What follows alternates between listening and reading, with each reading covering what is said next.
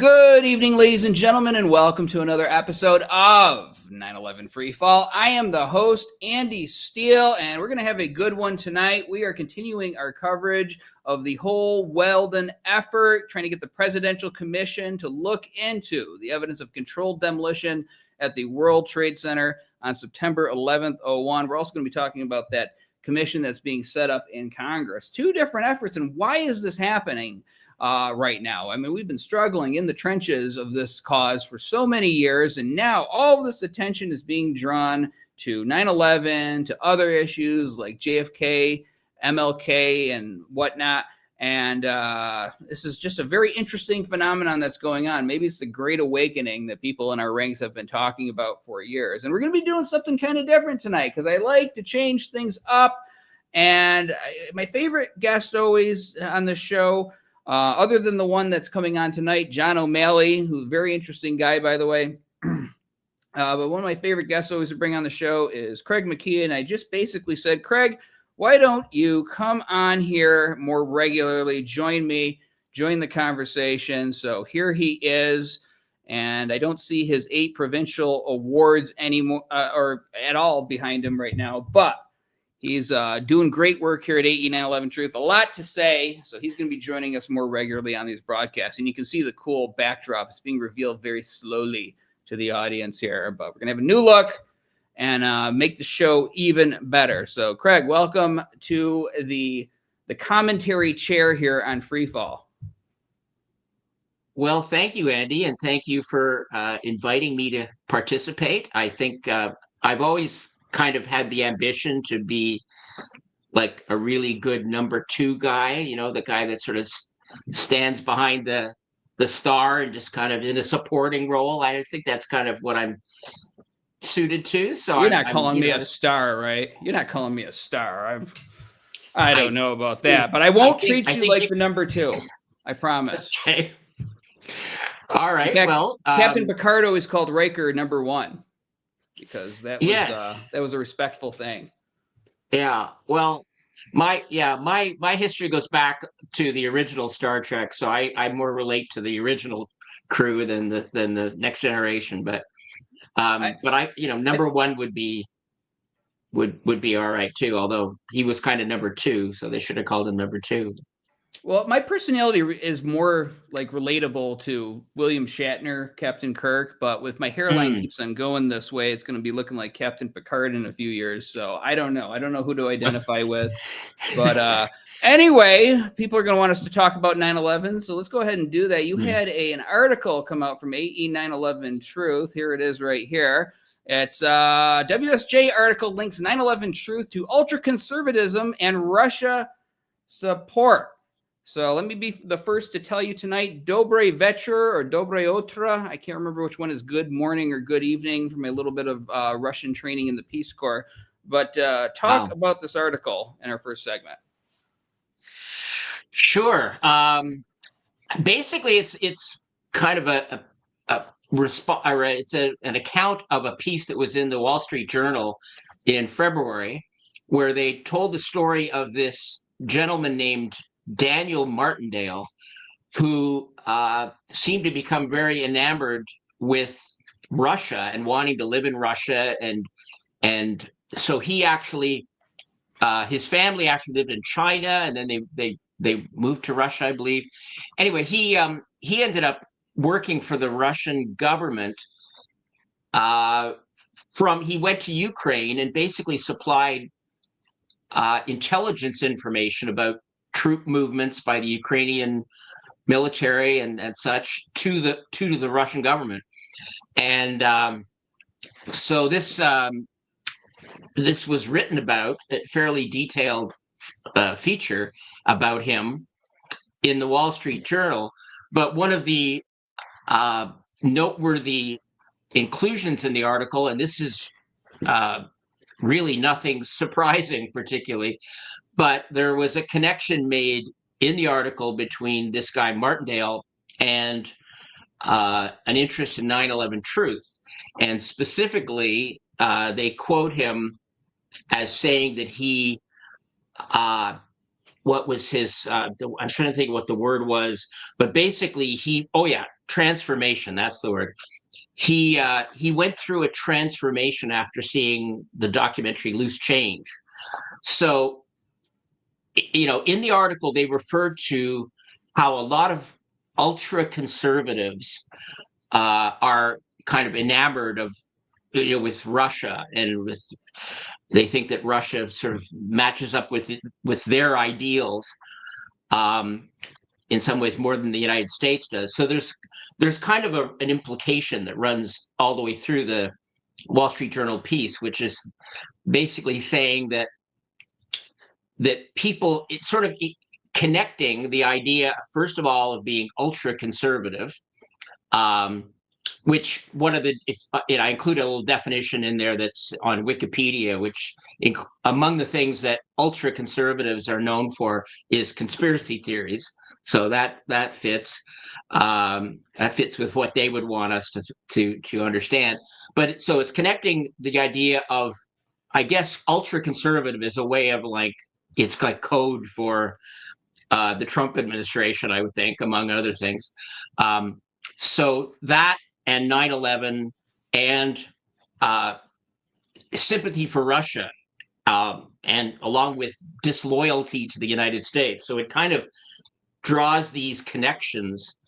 So, because this is something, and this is not a new thing. And another example I would give you is they did the exact same thing with Dzhokhar Tsarnaev, who was one of the two brothers that was, well, the one surviving brother that was convicted of the Boston Marathon bombing. And in the coverage of him, they made the point that he had tweeted about 9/11 also. So, they're trying to connect the marathon bombing with believing in 9/11 being an inside job, and that sort of thing. So yeah, this is a kind of a tactic that the media likes to use to link things like this. Inspired by Loose Change, I just have this image of the guy watching the film online, and then it zeroes in on his face, and you start to hear the Russian national anthem playing. Or at least that's the image they want to put in people's minds. So anybody says anything about 9/11, if they do anything bad later, of course they're going to use that as an attack on us. They don't ever attack the information that we're presenting, other than straw men, because they can't. They don't even bother. Not even NIST bothers to. I mean, they stand by a defense saying, "Hey, we don't have to put out accurate reports. What is this, America? What, are we accountable to you or something?" I don't think so. Yeah. So I should add, Andy, that it says right in the article that I think this is where they mentioned being inspired by Loose Change, but it basically says, it refers to false claims that can't remember now if it was that the government was involved, U.S. government was involved, but they just state as a matter of undisputable fact that the claims are false. Loose Change is false. But they're never under any obligation to support that with any kind of evidence. This is sort of, and this is how it's kind of phony. It's propaganda, because they'll refer to any theory, any challenge to any official narrative with these adjectives. It's false, or it's bizarre, or something like this. So that's how that there's an agenda behind the piece. I'm sure some cosmopolitan reporter at one of these magazines is very confident, based off of a very quick skimming of a Popular Mechanics article. That's why they say it with such surety, or there's an agenda going on. So let's get our guest in here, because I'm sure he's going to want to comment on this after having listened to this. So this is John O'Malley. He's a career federal government employee, now retired after a third of century in government service. Worked for the EPA, Air Force, Department of Agriculture, Bureau of the Census, Department of the Army, Office of the Secretary of Defense, and the Food and Drug Administration. Well, let's just go ahead and bring him on in here. And I'm going to add too, because I have this in his bio. My printer's on the fritz right now, so I have to read it off the screen. I can't print him out, but he spent a majority of his career in science and engineering, which included aerospace, turbine engines, operating research, statistics, chemistry, relational databases, and drug evaluations. Been a candidate for office, a tireless 9/11 activist for years, and I wish he would start his own podcast. I've been asking him to do that since like the last decade, because he's always fascinating to listen to, and I know he could carry a show all by himself. But John, welcome to 9/11 Freefall. Well, thank you for having me. So what do you think about all this that you've been listening to us talk about for the last few minutes here? Does loose change inspire people to become Russian agents? My opinion is that it does not. However, once you start to look at these things for a period of time, you see that they do the same things over and over again.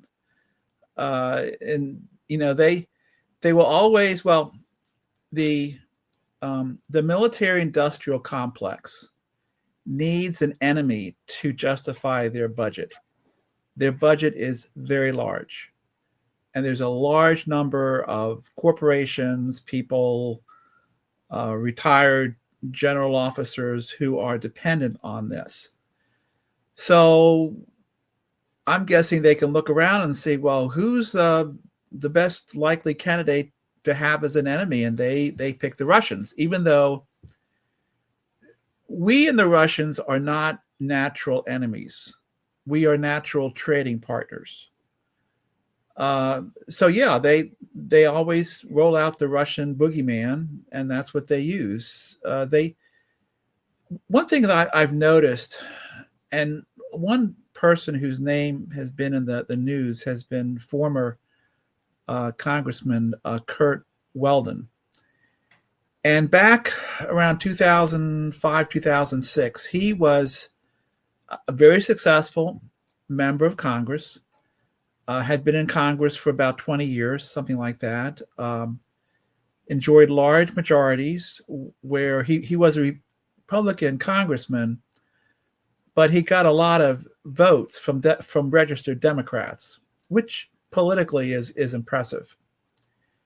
And he was asking uncomfortable questions about things like Able Danger. So they decided to take him out. And they did one of the things that they like to do, basically on trumped up charges. Just before his election, the FBI raided the home of his daughter and one of his political supporters. Now, when they do these things, they are very careful about the timing. In other words, they did not do it just the day before the election, because they want to have enough time for the word to get out that this member of Congress has been, he's under investigation, and the FBI raided his daughter's house for like influence peddling or, whatever. So they did it, like in the weeks leading up to the election. So there was time for the information to get out on using the controlled press. So he lost the election. And of course, who did he lose the election to? This guy named Staszak, who was a 3-star admiral. Now, if you're a 3-star admiral, you are probably in the club. There's a club. And for most of the people watching this show, there's a club and you are not in it. So this guy named Staszak, who had limited political experience, they had him run against Curt Weldon. The other thing that they did is they made sure that the Staszak had more money than Weldon had. One of the old Tip O'Neill lines is that money is the milk of the mother's milk of politics, or something like that. All other things being equal, the candidate with the most money will always win. So this was a takedown that was very obvious. And the FBI was criticized. Now, the FBI has a history. Well, there's a percentage of the population who view the FBI as a criminal organization with a long history of criminal activities, going back to Hoover, when Hoover was protecting the mafia, because the mafia had Hoover blackmailed because of his sexual proclivities. So, the FBI was a part of this takedown, which is a clear violation of federal law. It's a violation of the Hatch Act. If you're a federal employee, you are not supposed to be in the business of influencing elections.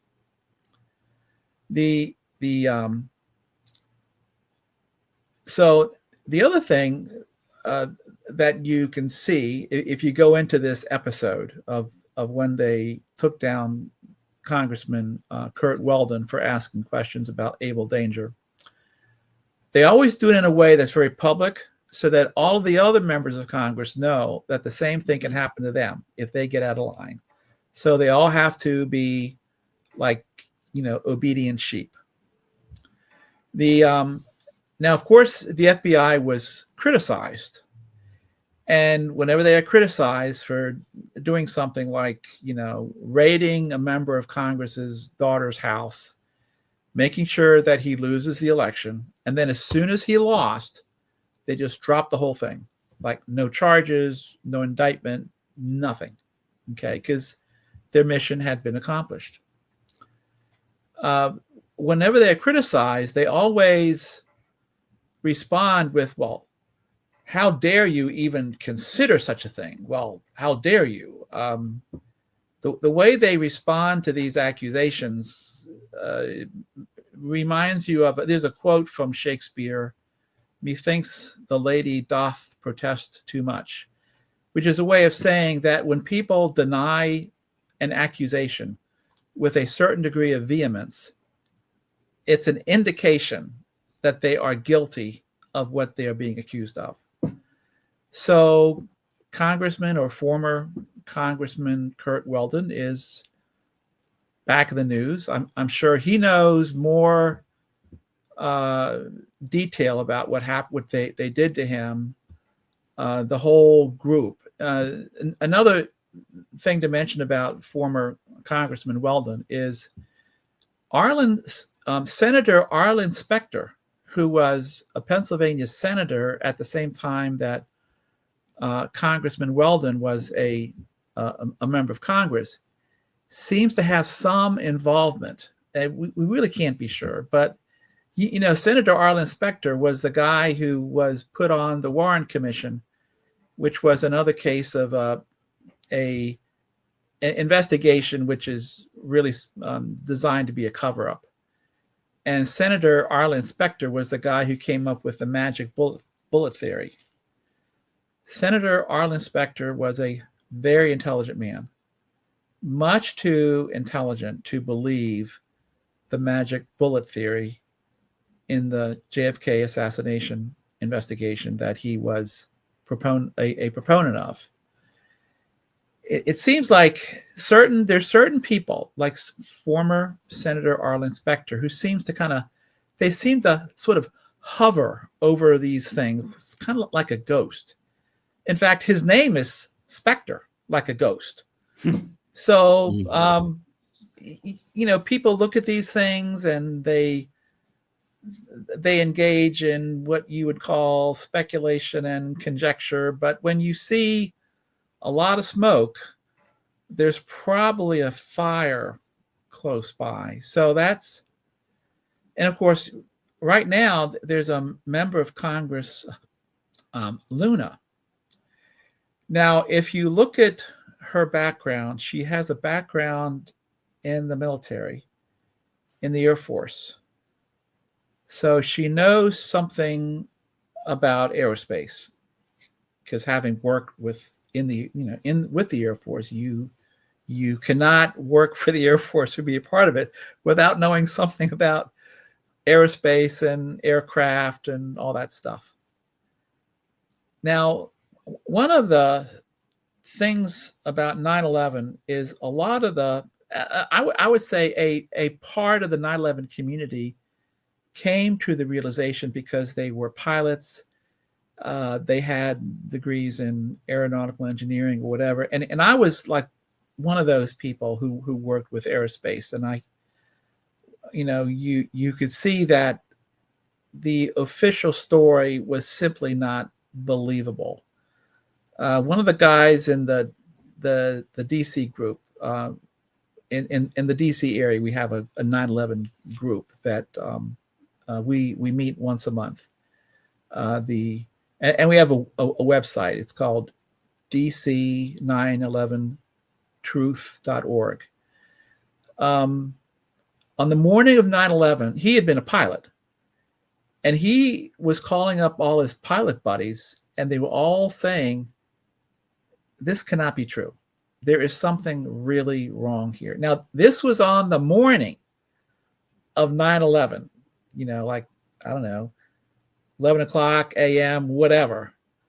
So the member of Congress, Luna, I would make the connection that because she has some Air Force background, some aviation background, she is probably one of those people who can see that the 9/11 Commission report is a lie, and like many of these commissions, the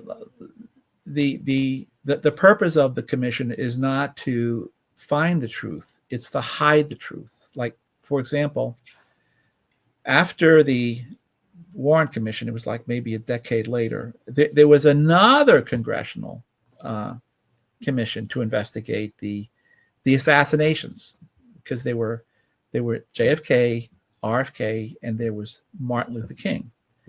And during this process, within that organization was a congressional committee. There was a continual civil war going on inside the committee. One of the things that the junior members wanted to do was to get the records of Jack Ruby's phone calls to find out who he was calling. Like, duh. And the senior members wanted to not do that, because the what the junior members did not know, what the senior members did know, is that the purpose of the investigation was to create the appearance of doing an investigation instead of doing an investigation. And let me jump in for a second, John, because I want to just qualify this for our audience. Now, I don't know how long ago, a month or two ago, we published this article here. Craig wrote it. Congress to investigate 9/11, COVID origins, JFK, RFK, MLK, Epstein, and more. And just from that article, to explain what this is, Rep. Comer has tapped committee member Paulina Luna to head up a new task force within the Oversight Committee called Task Force on the Declassification of Federal Secrets. New effort will launch investigations into 9/11 files. And I'm still not sure what that means. We'll talk about that. Origins of COVID, Jeffrey Epstein client list, unidentified aerial phenomenon, all of the RFK, JFK, MLK, a whole list of different things. So one of the questions I had planned to ask, and anybody feel free to chime in, are you suspicious of this congressional committee? Do you think that they're trying to do a whitewash? I'm hesitant to be suspicious.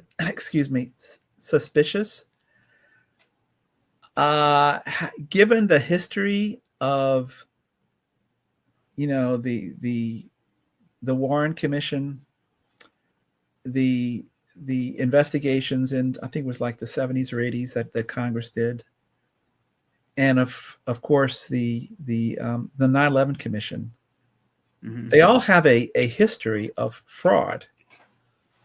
Now, it may be unfair for me to predict what's going to happen with Representative Luna, because I don't know the lady. I should not prejudge. I am positive of one thing. There are organizations and around who work from behind the scenes, who are going to do everything possible to stifle any real investigation, because for them, their balancing act is that they do not want the American public to know that or believe that the U.S. government murdered 3,000 Americans as a part of a false flag to take the country to war to seize the second largest oil reserves in the world as a part of a preparation or prevention of a war with China. Now, that is speculation. I mean, the only thing we know to be really true is that they lied to us about everything. And of course, when people realize we're being lied to, they try to figure out what is true. There's a natural human desire for truth. So I would say with, Representative Luna, I certainly wish them the best. I'm not sure who they are.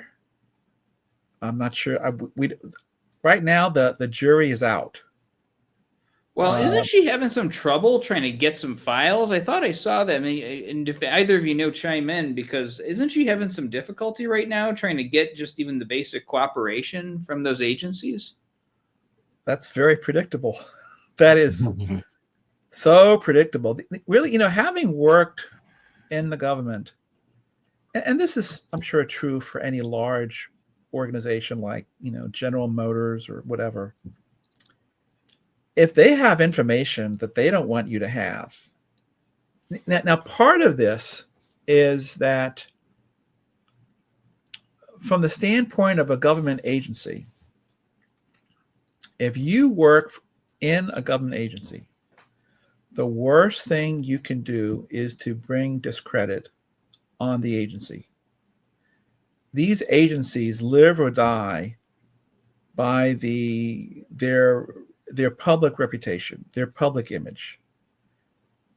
And always their highest priority will be to maintain a good public image, because they know that if they lose, public opinion, public support, or whatever you want to call it, they're in trouble. So I think it's very predictable that forces are going to be employed to prevent Representative Luna's investigation from bearing fruit. Well, this is what gets me. This is what gets me, because when they say the 9/11 files, I don't know what specific files they're referring to. And whenever you talk about trying to get files, like, look, criminals don't keep a diary of everything that they're doing. It's actually smart operationally not to document all of your evil deeds as you do them and work them out secretly. And then if somebody starts to investigate, there's nothing to investigate. So it's like, it's not going to all be written down in a file cabinet somewhere. You have to look at the actual evidence. For instance, in the controlled demolitions of the 3 towers, you have to look at the actual videos of the Twin Towers and Building 7 coming down. You have to look at the Halsey report. You have to look at the evidence of the molten metal at ground zero. Those are the things that are, publicly available, but not pointed to by mainstream media, by the government. Not looking for the piece of paper where they say, hey, we're going to bring down the towers, and this is how the step-by-step plan with which we're going to do it. I hope nobody finds this piece of paper someday. That's where the evidence, or that's where the investigation should be. Now, you were mentioning Weldon and how they came after his daughter and basically sabotaged his reelection because of the questions he was being asked about September 11th. But now he's back and he's bringing an army, the 9/11 Truth Movement, and he's going to try to get this presidential commission to look at all of the publicly available evidence that I was just laying out for the audience very briefly. What is your take on this new effort by Weldon and the collective 9/11 Truth Movement to get Trump to do something about this? I wish them the best.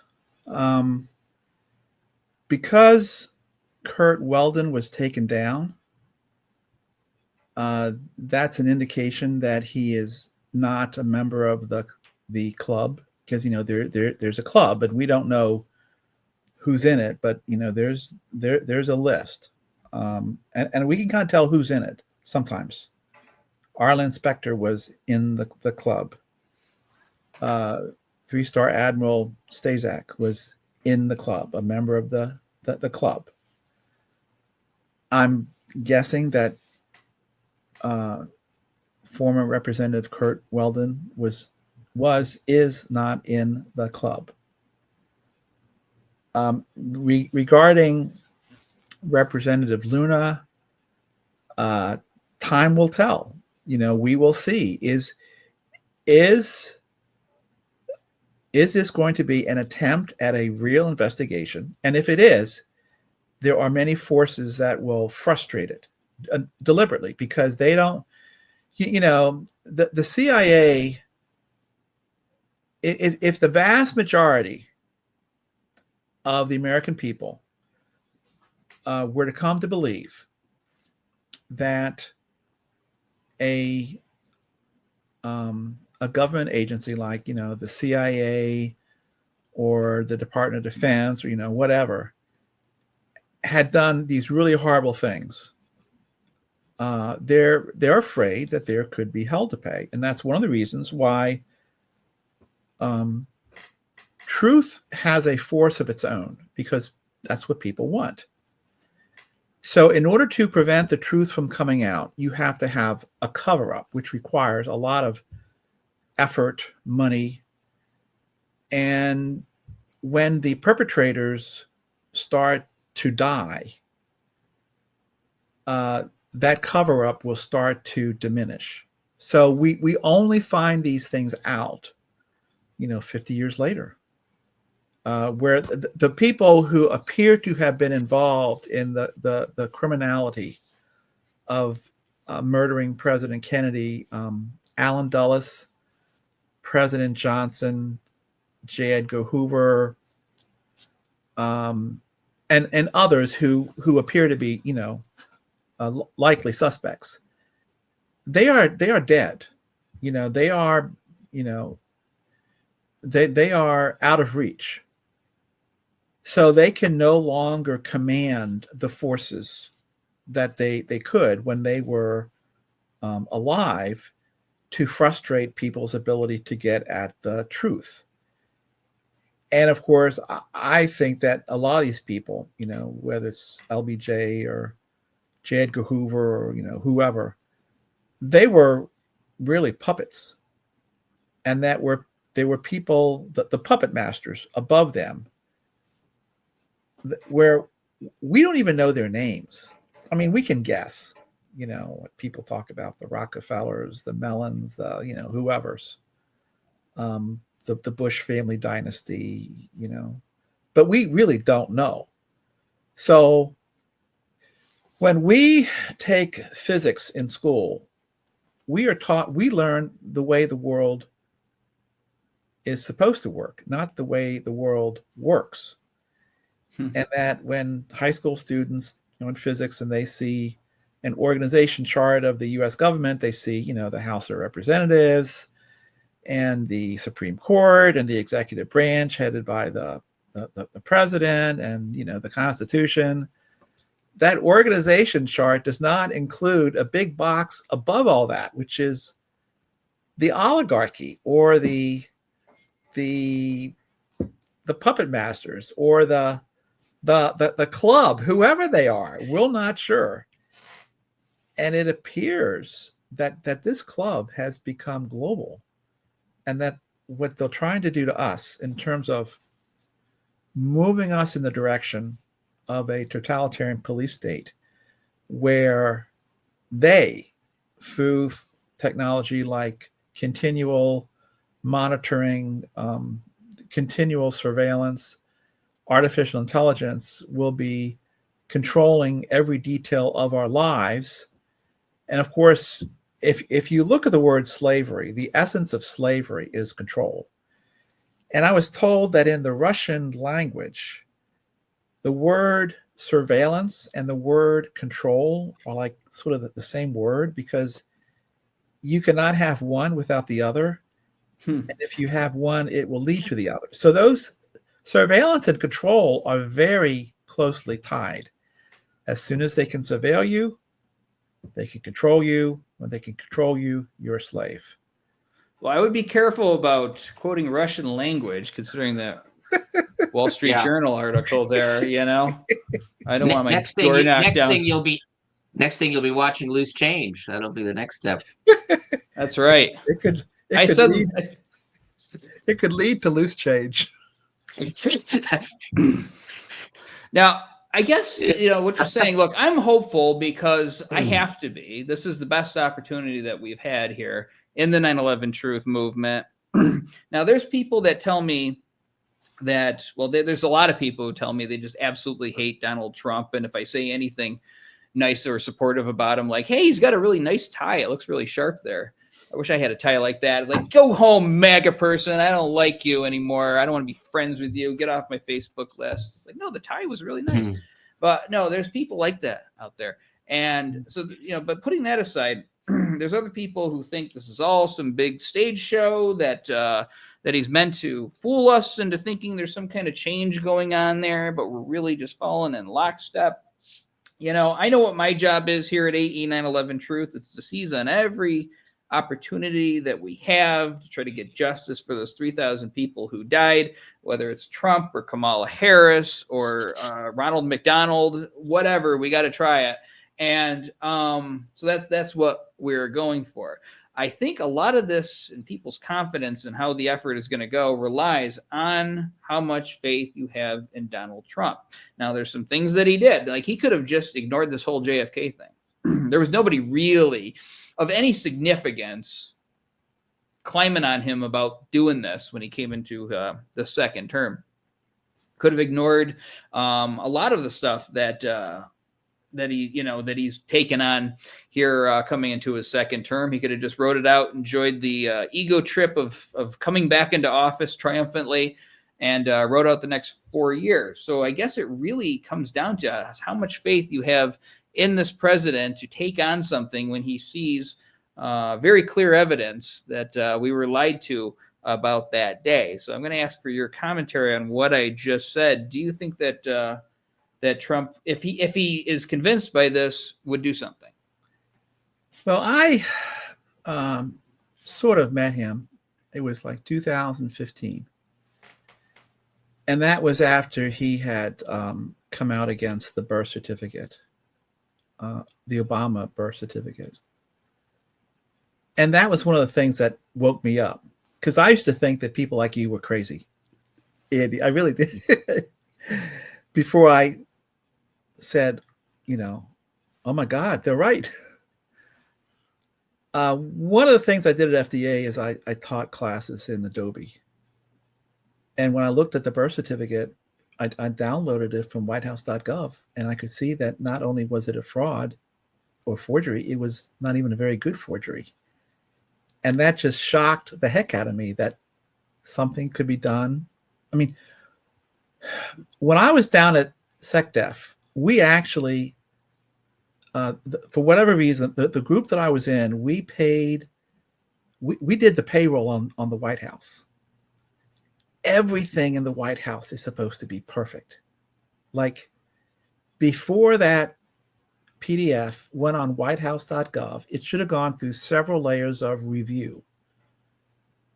So that showed me that something's really wrong. Anyway, at CPAC, this would have been 2015, I think. He was in, now CPAC is where the Republicans meet every year in Washington, D.C. area. And we in the D.C. group, we go after the political 1%. If you convince a member of the political 1% of the country of, say, 9/11, Building 7, whatever, it's worth more than convincing someone who never does anything, because these people do things. And the Republican half of the political 1% meets at CPAC every year. So anyway, that's why we were there. He came across as someone who saw that the country was really in trouble. And he really didn't need to do that. I mean, the guy's a multimillionaire. So he could have a very nice life without doing any of this. So some people believe that he decided his country is in trouble, and he, along with others who don't have to do this, like RFK Jr. I know people who know him. I know people who've worked with him. He seems to be pretty open, genuine, honest. He's another one who doesn't have to be doing this. You don't have to be doing this. I don't have to be doing this. None of us have to be doing this. But if you are one of those people who has like name recognition, like RFK Jr., or a billionaire like Trump, you can do it. And Trump has said publicly, "I'm not a perfect person." He's not a perfect person. Now, the thing about Trump is, from what I've seen, the people who are still lying to us about 9/11 and everything else, they seem to not like Trump. That speaks well of Trump. I'm not claiming to know Mr. Trump. I wish him well, but I don't know him. I believe that these people in these positions are subject to forces that we have no idea about. And hopefully they do the best they can. And the one thing about Trump is he cannot be bought. RFJ, I don't know what RFK Jr.'s net worth is, but I'm sure it's in the many, millions or whatever. So my hope is that these are people who are, fallible humans like we all are. None of us are perfect. But hopefully they want to make the country better. And he has done some things so far. The big Napoleon, I think it's a quote from Napoleon, that for every war, there is a central battle that pretty much determines the outcome of the war. My opinion is that we are in a war. It's a real war. It's a war against slavery. And that the central battle in this war is censorship of the internet. So no matter what you say about Trump or Elon Musk or whatever, they have done some things that would be a part of the free speech component of the First Amendment. So I wish him the best. I know that there are going to be forces that are currently arrayed against them. And we've seen this evidence in the past. Look at what happened, during I live not that far away from the house in Tacoma Park, Washington, D.C., where they obviously killed the guy who was the photographer at the JFK autopsy. The house is still there. You can drive by and look at it. This is the kind of stuff that they do with Congressman Weldon. They made sure his opponent had a lot more money, and they had the FBI raid his daughter and support house at precisely the right time to do the maximum amount of political damage just before the election. And then as soon as he lost the election, they just dropped everything. So what we've seen is these people work in the shadows. You don't see them. In the DC group, we've seen evidence of that. I'm not sure if I really gave you a very cogent answer, but well, it's a difficult question because nobody knows the guy personally. And speaking of the internet, I think the internet has completely fallen to a large extent, and most of what you see on the internet isn't even real anymore. It's generated by AI. And Craig, you were going to say something, but it's a major problem trying to get this message out now, more than it was 10 years ago. Yeah. Oh yeah, very much so. I was thinking as you were speaking, John, that first of all, I would just to comment on the Obama birth certificate.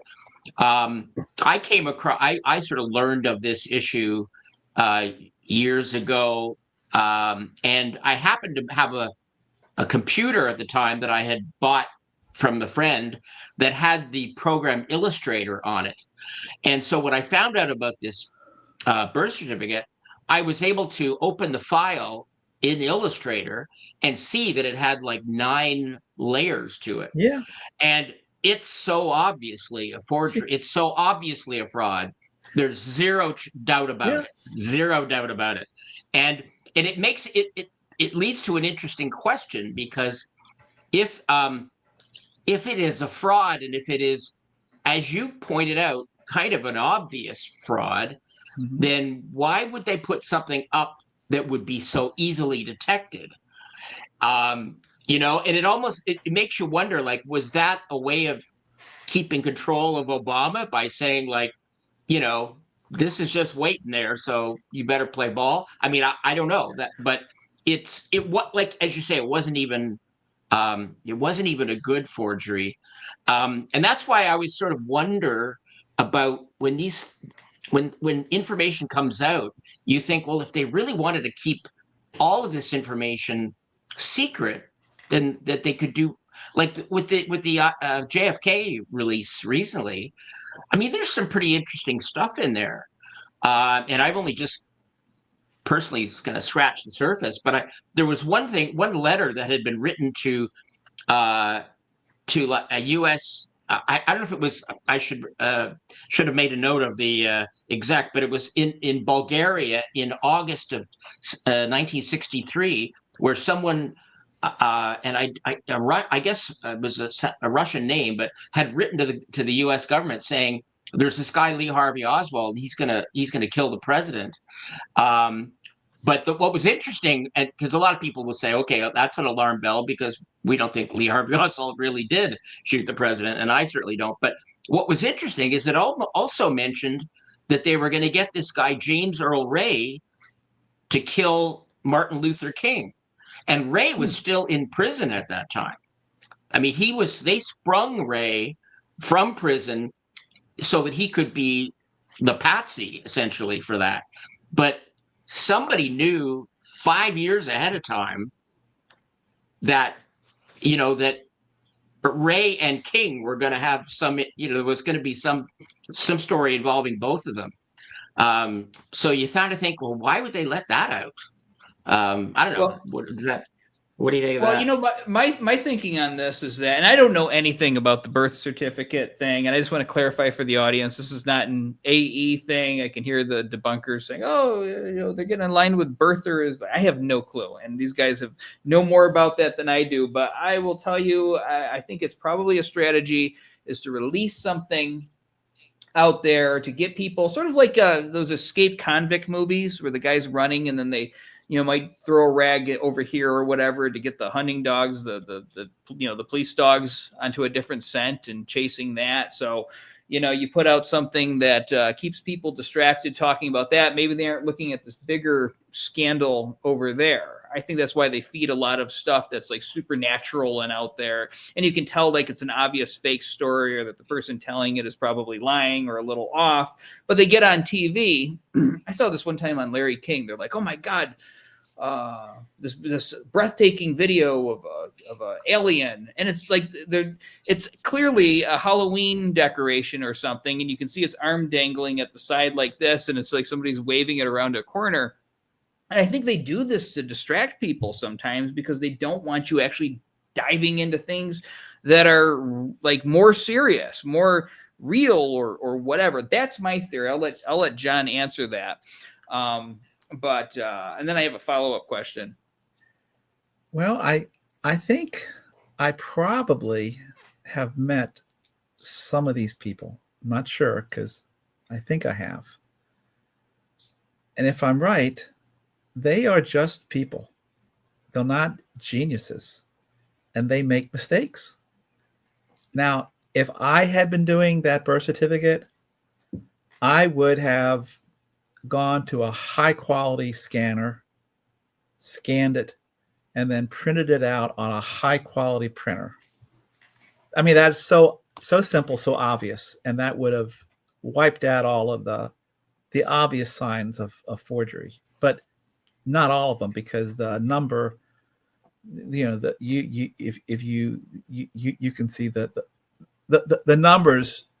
I mean, this is too much detail to go into, but the whole thing's out of sync, and then the lady mysteriously dies. It's but the only reason I mentioned that's the thing that personally woke me up from being a guy who just automatically assumed that the truthers were like insane, to becoming a truther.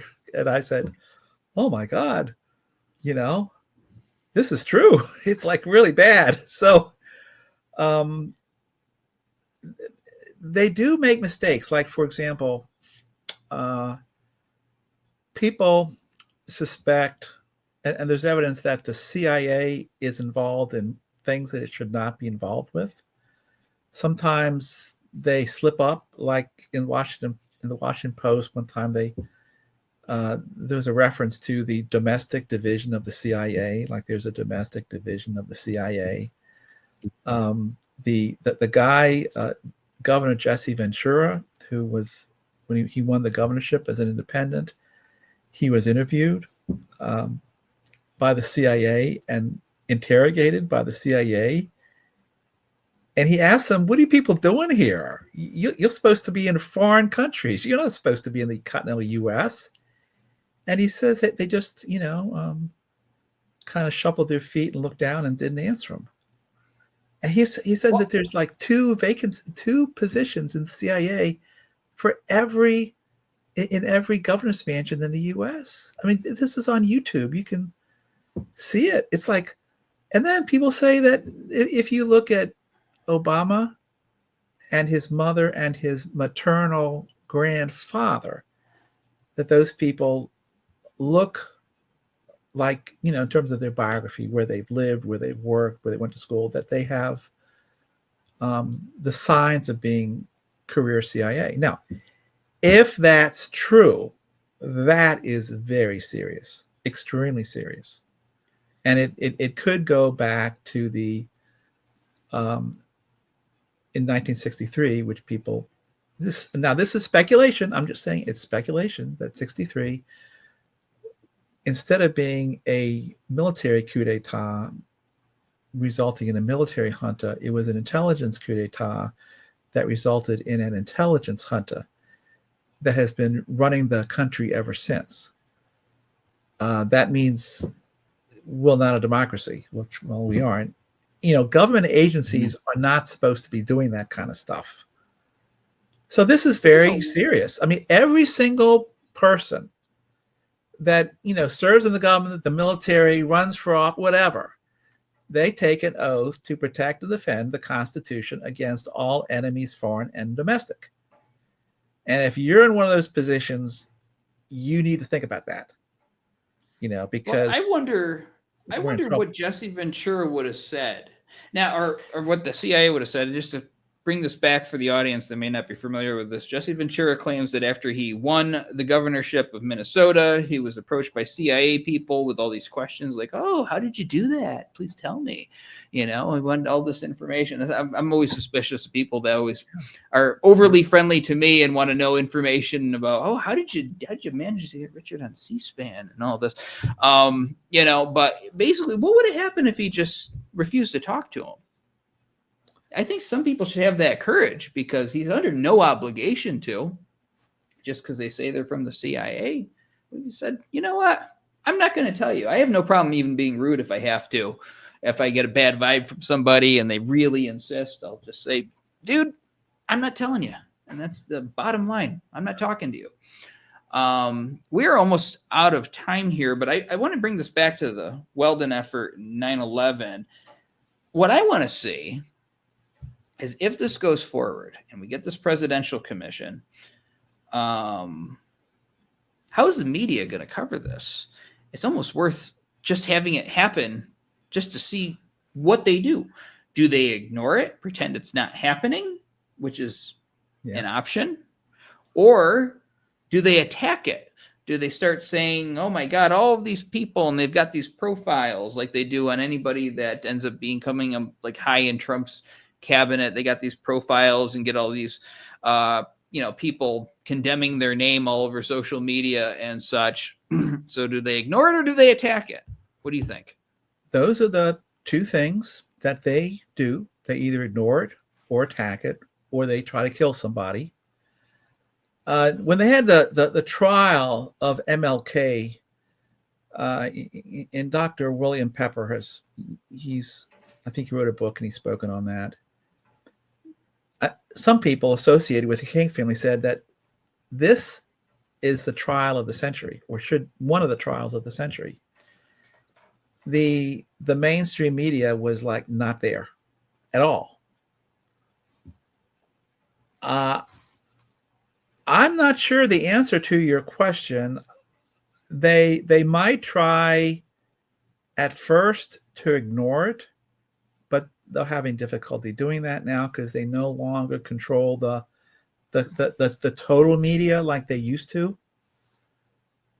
And then if that doesn't work, then they might attack, or I suspect they will attack from within. That they have their people who will be, posing as congressional staffers.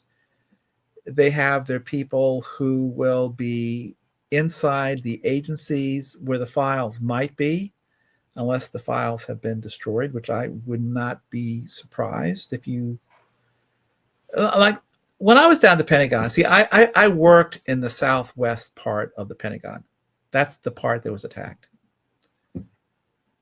They have cameras all over the place. I mean, one time I had a package that I was delivering to someone, and I, put it by their door, and within like 30 seconds, there was a guy staying next to me, showing his ID, wanting to know what I was doing, and I showed him my credentials, and I said, this is what I'm doing, and he said, okay. He was very polite, very professional. The point is there are cameras all over the place there. There were cameras who saw, we'll probably never know. A lot of us think it might have been a Global Hawk painted to look like a 757 that hit the Pentagon. But we don't know. And I'm sure that was captured on video. My guess is that videos have disappeared, just like other things. When Oswald was shot, I was 11 years old, and we saw it live. I was sitting in the living room with my grandmother and my great aunt. So we saw it live in, black and white TV. This is back, 63, whatever. And just before Ruby shot Oswald, Oswald looked at Ruby, and you could tell by the expression on his face that he recognized Ruby and that he was terrified of what was going to happen. And my grandmother and my great aunt both said he knew him, meaning Oswald knew Ruby. That segment, that video segment, was removed. And every time I see that thing, I always look. And I'm guessing this is what they do. Criminals hide, destroy evidence. And my guess is a lot of the evidence has been destroyed. That's my guess. I mean, the only reason we found out about the Nazi stuff in Europe is because the Nazis were taken out before they had a chance to destroy the evidence. If World War II had ended a different way, all of the records, everything would have been destroyed. Just like when West Germany collapsed, it collapsed so fast. I mean, when East Germany collapsed, it collapsed so fast that the criminals were not able to hide the evidence. And they have this mountain of evidence over there. There's the Stasi, where like you can go and see who was an informant and who was a victim of the Stasi type the Stasi government. And of course, what they'll try to do in this country is to move the country towards being ruled by a regime that is like the Stasi was. So we have to fight it. If you're an American, you need to protect and defend the Constitution against all enemies, foreign and domestic, and you should never forget that. If we forget that, we are toast. And there is a group that is actively trying to move us in the direction of becoming a totalitarian police state. And they are not playing around. They are very serious, and we have to be serious too. And one way you can do it is by getting involved in the political process, which anyone can do, whichever party you choose. Present the evidence to the political 1%.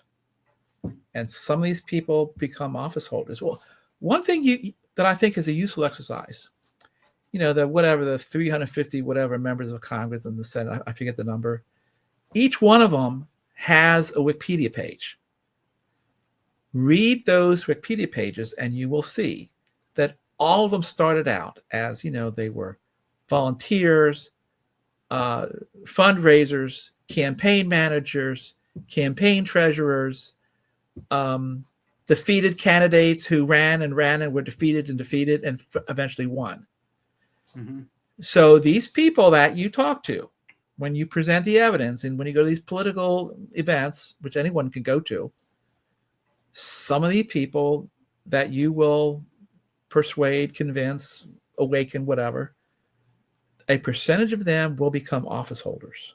So that's what we try to do in the DC group, because we're kind of close to the political center. Well, you say there's a group trying to push us towards something. We got a group right here trying to push us towards more truth, transparency, getting this acknowledged for the nearly 3,000 people who died on September 11th. That's what I keep my eyes on. And it is the greatest opportunity that we've ever had, regardless of how you feel about politics and political ideology, the direction of this country, where we should go economically and the culture and all that stuff. I don't pay much attention to that. I got opinions like everyone else, but I'm not involved in it. We got to have truth for this murder that happened so long ago. And that's what this group is doing right here through 9/11. And we're going to take advantage of this opportunity, work with former Congressman Weldon, and hopefully get some justice and vindicate all of our audience members who have been working hard at this for so long. John, thank you so much for coming on 9/11 Freefall tonight. And Craig, thanks for joining us too. And thank you, Andy, for what you do. Thank you, Andy.